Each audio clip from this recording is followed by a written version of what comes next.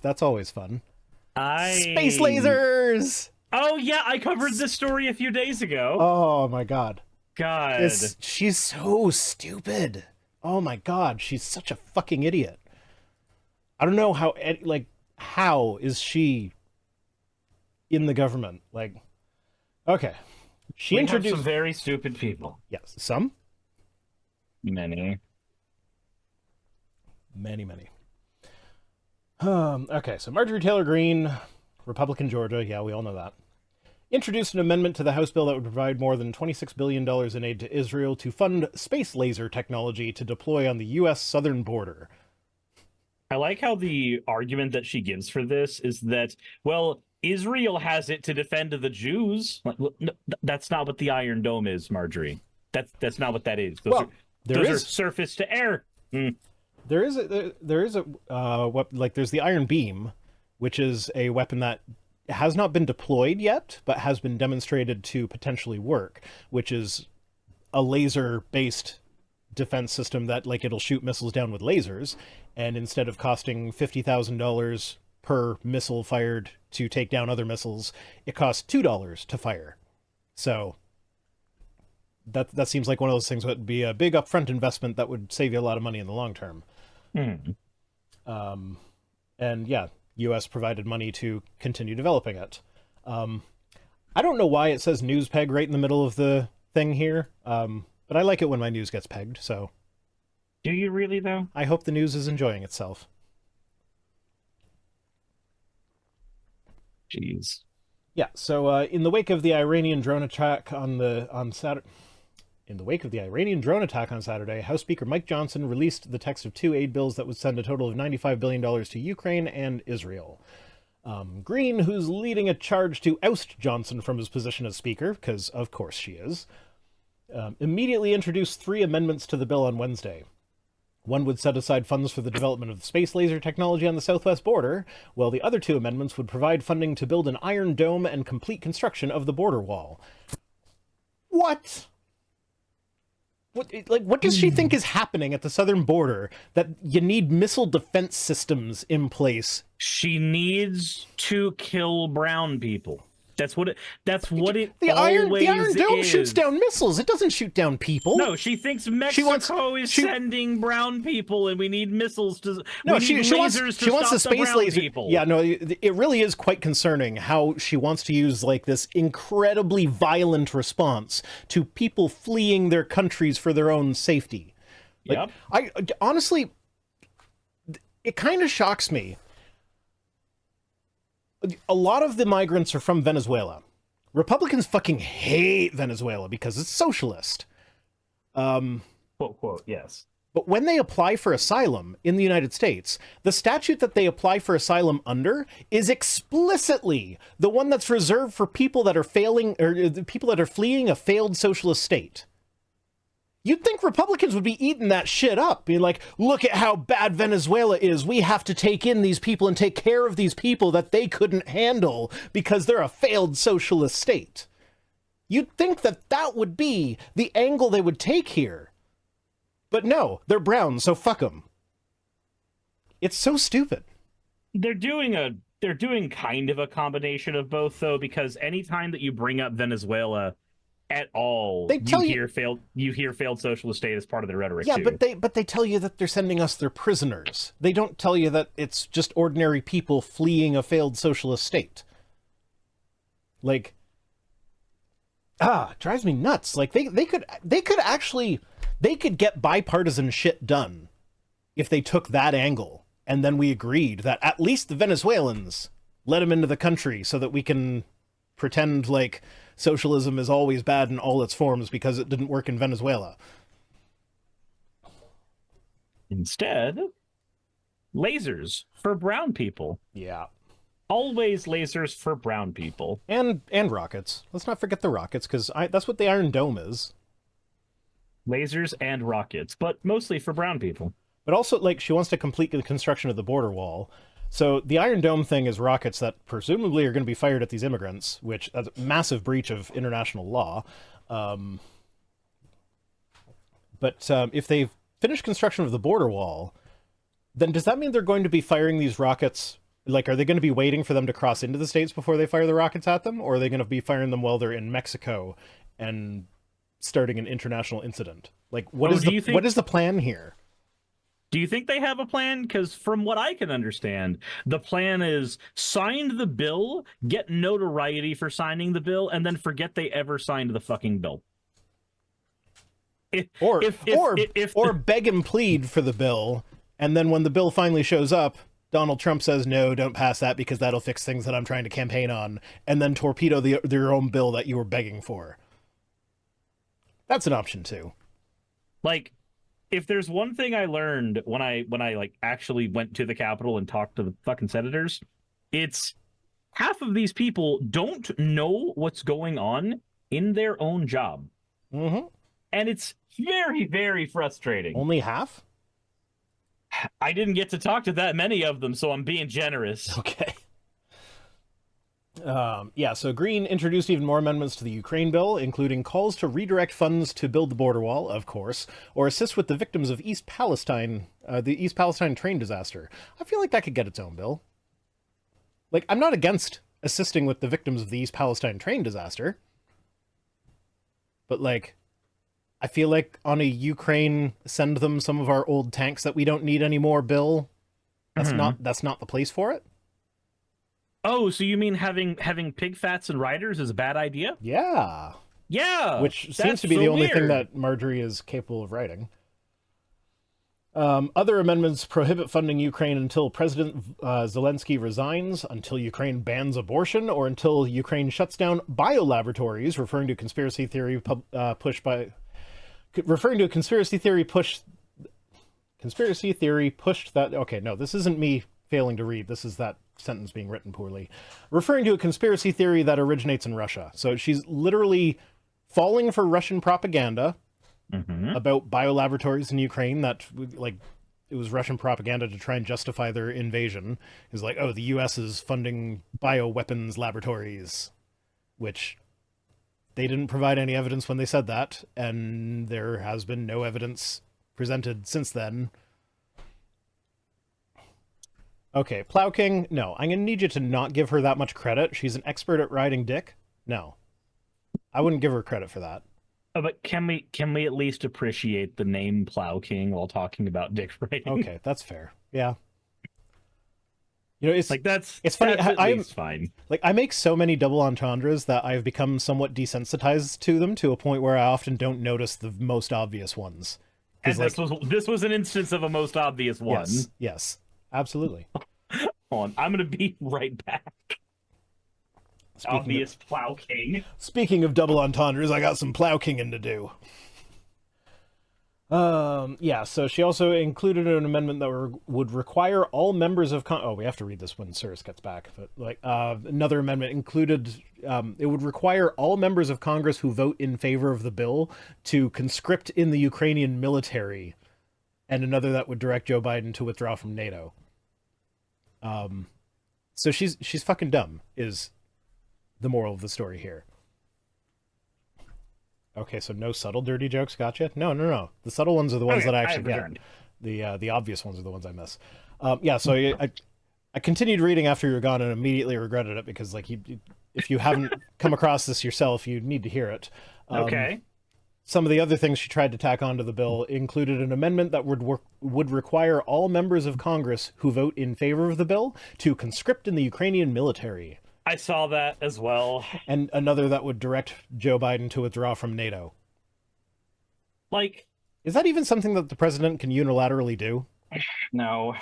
Not as far as I know. This is posturing. Jassa's got a thing for lemon cake. I remember there being a lemon cake thing last week. Which, fair point, lemon cake is awesome, but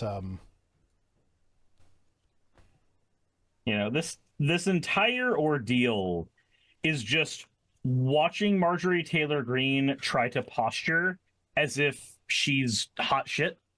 Like, look at what I'm going to sign in. I am going to hold the president accountable, and I am going to make them eat their words with these things that are completely undoable and only work in a Twitter argument. Jassa says Fennec made lemon cake. I have a P.O. box. Send lemon cake. Just saying. Send lemon cake to Rhino's P.O. box. No, it would be stale by the time I got, like, are you kidding? I check that thing like once every 3 or 4 months. So by the time I got to it, it would just be smelly. Send lemon cake. Let me know if you send lemon cake so I actually check the box. Send it randomly and make him discover it organically the fun way. Of course. Yeah, no, the people at the post office would hate me. They'd be like, "What is that smell?" It's lemon cake. Do you want some? It was lemon cake, now it's lemon juice. Fermented for her pleasure. Does she like it when it's fermented? Lemon cake in bio. Lemon cake in bio. Ooh, send a disc of brie, because that gets better with age. At room temperature. Okay, key background. So this got to go into the background of this, because this is not, as you are all aware, this is not Marjorie Taylor Greene's first encounter with space lasers. So Media Matters, ages ago, found a now deleted Facebook post where she put forward a conspiracy theory that the devastating campfire that broke out in Butte County, California, was caused by a laser fired from space. This is where the Jewish space lasers things comes from, because she said that it was a radical new energy source that was the result of an investment from the Rothschilds family, which, you know, anytime the Rothschilds are invoked in a conspiracy theory, it's immediately, oh, the Jews are behind it. Because the idea is that Rothschilds are the owners of all of the Jewish money. Like, the Jewish money gets pulled in the Rothschild funds, and then it gets distributed amongst the bankers. And this is the reason why the federal government is actually held at gunpoint by the banks, because we don't actually have real currency. We have fiat currency owned by the Jews and lent to us. By the way, if you ever want to know all of where that conspiracy comes from, go watch Zeitgeist 2. Actually, God. Actually, like, yeah, yeah. So the weird part is that there's a Zeitgeist 2. That's always the weird part. I was not aware of Zeitgeist 2, but the fact that you're recommending it is actually the weird part here. I'm recommending it to people who are already inoculated against bullshit propaganda and are wanting to figure out where a lot of these bullshit conspiracies come from, like literally from the horse's mouth, so that you know what it looks like, what it smells like. I am an advocate when there is something absolutely horrible. Expose yourself to it, learn it, and figure out how to fight against it. So the first Zeitgeist movie, when it was first recommended to me, this was back in my Christian days. Mm-hmm. And it was actually being a Christian that saved me from falling for it, believe it or not. Hey, because I watched the first 2/3 of it and was like, I don't know about this. It sounds kind of conspiracy nutter, loony sort of thing, but it also kind of makes sense. So, like, maybe. And then it got to the Jesus is just a copy of all these other gods, and I was like, okay, well, the other stuff sounded legit, and I'm a Christian, so I believe Jesus is not a copy of these other gods. So I'm actually going to look into this one. And it was like, oh, like 90% of the gods that it said Jesus is a copy of didn't even become like worshipped deities until after, like, well after Christianity was already established. So like the timeline there just doesn't work out. So maybe I'm not going to just believe the stuff that's in the first 2/3 of the movie that seemed cromulent to me at the time. So I wish I had had that experience. My experience, and I actually talked about this guy to my chat earlier today, because the guy who had me sit down and watch Zeitgeist, he did it because he was an atheist, and he was in every way, shape, and form the militant atheist type of person that we try to say doesn't exist. But this particular basement dwelling moron actually did exist. And he tried to introduce me to Zeitgeist as a way to shake my faith. And you know that feeling when you're a Christian and you feel like your faith is being challenged and it makes your heart like race and you feel like you're a warrior for God for a little while. Yeah. No, that's how I felt watching that fucking film. But I had a different experience. As I was watching it, I compartmentalized the Alex Jones loose change bullshit from the first 2/3. I don't know if the version you watch have the bits from loose change in it? I don't remember. I'm okay. I'm talking like 2007. Yeah, it was 2008 or 9 when I watched it. Yeah, it was long time ago. I don't fucking remember. So for those who don't know, there is a cut of loose change is where the 9/11 is an inside job theory mostly came from.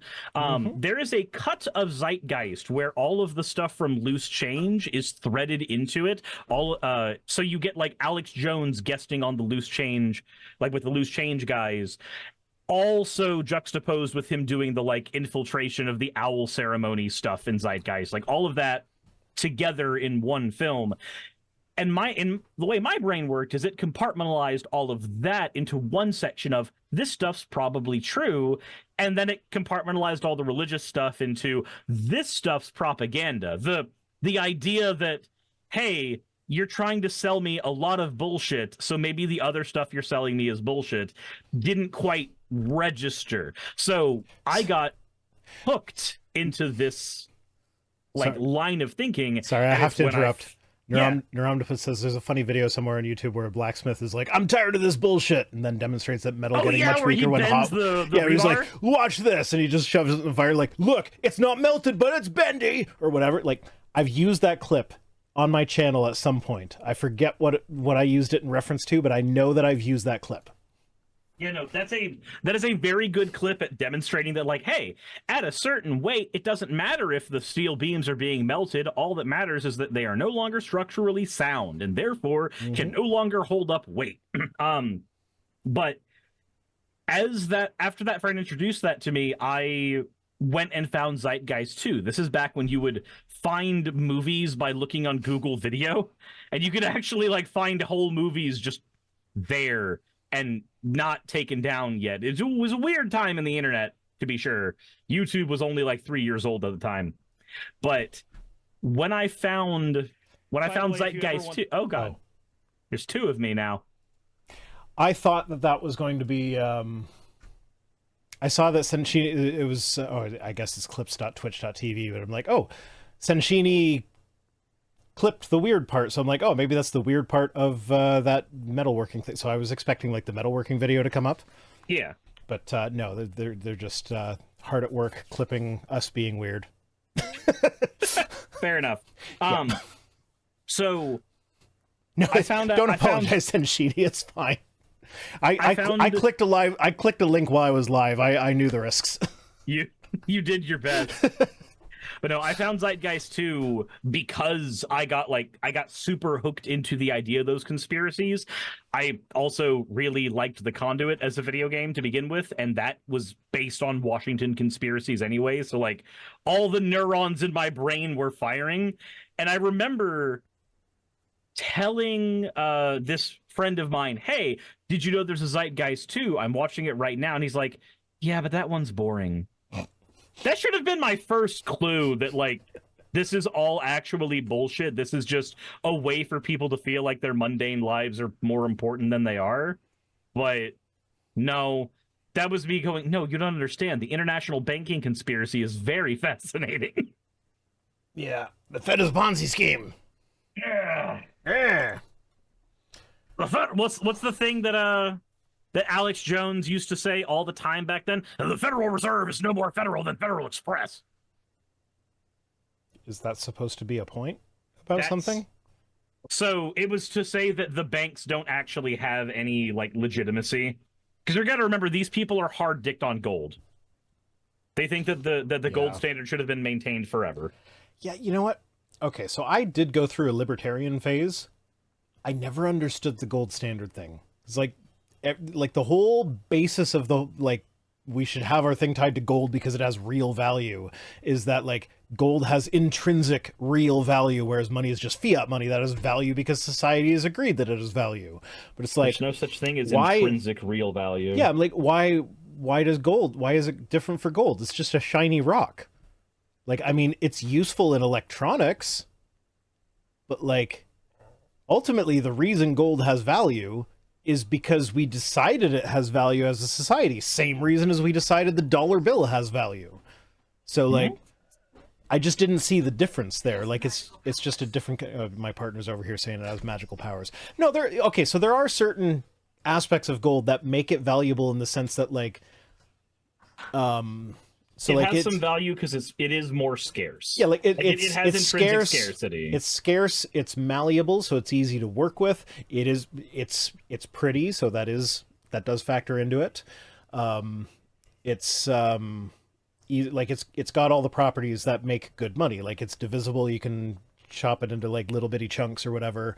It's easy to work with for metal workers. So like yeah, gold does have properties that make it useful as currency, but that doesn't make it intrinsically valuable. That just means that these properties that we as a society have decided make a useful currency are something that gold has. Gold has. Yeah. Yeah. Unfortunately, so the person who used to work on my computers all the time, Alex hardcore says, libertarian. I never went through a libertarian phase, thankfully. I would die if I was ever that cringe. Yeah, it's embarrassing to admit that. I think it speaks more to personal growth, but that's just me. But so I remember a conversation I had with the hardcore libertarian sovsit dude who used to work on my computer.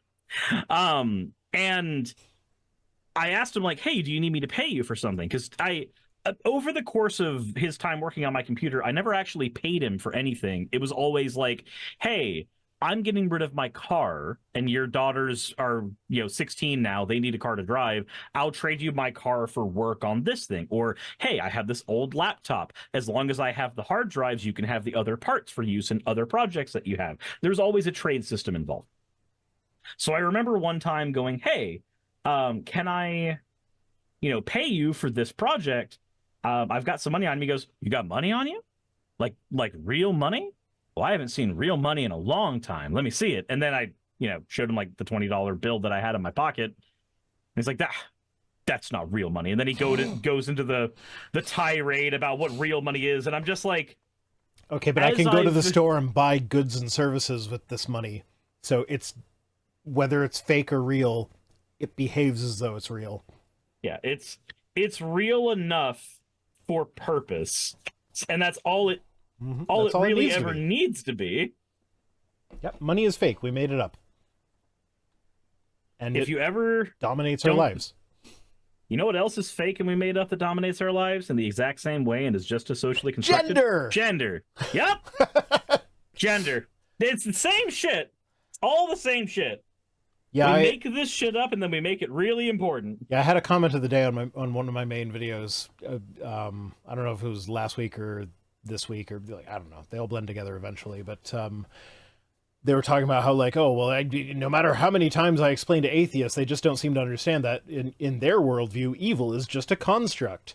We're like, okay, being a construct doesn't mean it doesn't exist. Like so many things that impact our day-to-day lives are just constructs. Yep. Money, laws, gender was one of the examples I used, but like anything, like so many things are just socially constructed and they have such an impact on our lives. And yet they have major implications in our lives. And they are directly measurable. Money is a social construct, but I can tell you if I have a $20 bill, this is 20. This is 20 of the monies. So, like, it might be a social construct, but it's still objectively measurable. So, like, so that's where the whole, like, moral argument just kind of falls apart. Where it's like, yeah, it might not be objective in the sense that, like, if all thinking minds disappeared from the universe, it would still exist. So, like, yeah, it's subjective because it requires subjects in order to be applicable. But, like, that doesn't mean it's not objectively measurable. Yep. And especially when, like, when you get into the subjective versus objective conversation on anything, people try to make it out like it's way more important or impactful than it is. Like, no, subject based on subjects, objects based on one unchanging thing. This money has an objective value because I can spend it anywhere I go, and the fact that money is valued is always objective. Now, the value may be subjective due to inflation and stuff like that, but the fact that money is valuable is in and of itself an objective fact for now, because we have all agreed on it, and that agreement's not changing anytime soon. Yep. Yeah, because that's just the way it works. I'm a little bit disappointed that we haven't had any super chats, because I actually set up a surprise for like super chats or Twitch bits.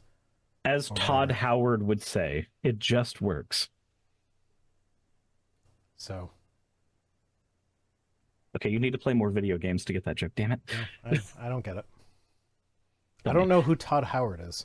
Todd Howard's the CEO of Bethesda Studios, the people who make Fallout and Skyrim. Okay. But Bethesda games are known for being huge, which also means they're known for being buggy pieces of shit. Like, they're unilaterally loved, but also a hydrate. I said like super chats and bits and shit. But also they are gigantic and therefore buggy messes. So when they were talking about, I think it was Starfield, and Todd Howard was like, "It's our biggest game yet, and don't worry, guys, it just works." Oh, did you hear that? I'm going to shoot myself with a fucking .40 caliber. That's my notification sound now. There's 2 variants. Oh, I'm sure there are. Yeah. Oh, speaking of which, I actually. Oh, just a second. Vice Rhino bravely Googling, showing us his search history. I'm not Googling shit. What I'm doing is making sure that I catch your stream so that I get your era points. Variants, you say? Yeah, because Suris has said ooh no less than twice on my streams, and I have those recordings now. So yeah, you might need to spend a lot of points on Suris's channel to get him to say ooh, but you just need to send me like $1. Less on Twitch, because I think like a bit is 100 bits is a penny or something. No, 100 bits is $1. 100 bits is $1? Okay. Yeah. Oh, I'm sorry. 100 bits isn't really $1, Twitch CEOs. I'm not supposed to talk about it as if it's currency, but shut the fuck up. It's... Oh, apparently it's my 8-month sub anniversary on your channel. Yay? Yeah, I don't know. Vice Rhino has just subscribed for 8 months in a row. Thrilling. I don't know what the correct capitalization of ooh is, so I just did both in your chat. You know what? Get it wrong more often and people will just adopt the one you're using. That's fair. Okay. We should probably get on to the second news. Oh, I don't want to get on to the second news item. It's depressing. Hey, I just quickly want to give a thank you to all of my wonderful patrons who keep this show running. YouTube and Twitch are a pretty bumpy ride at the best of times, and the stability a Patreon provides me is worth more than I can say here. I'd also like to thank each and every one of my $20 and up patrons here, and they would be Red Joker, Britzkrieg, Cameron, Dren, Jemshin, Smiling DM, Poundini, Mabbity Babbity, Naomi, Isaac, Nixie-chan, the Oberon team, Agamotto, Jordan, Ravi, Giuni, Kiratorian, Prisma, all of you, Sajit, I'm not saying that part, and Starlight. And finally, thank you to everyone else that helps keep this channel alive. While you're here, why not check out another video? And thank you for watching.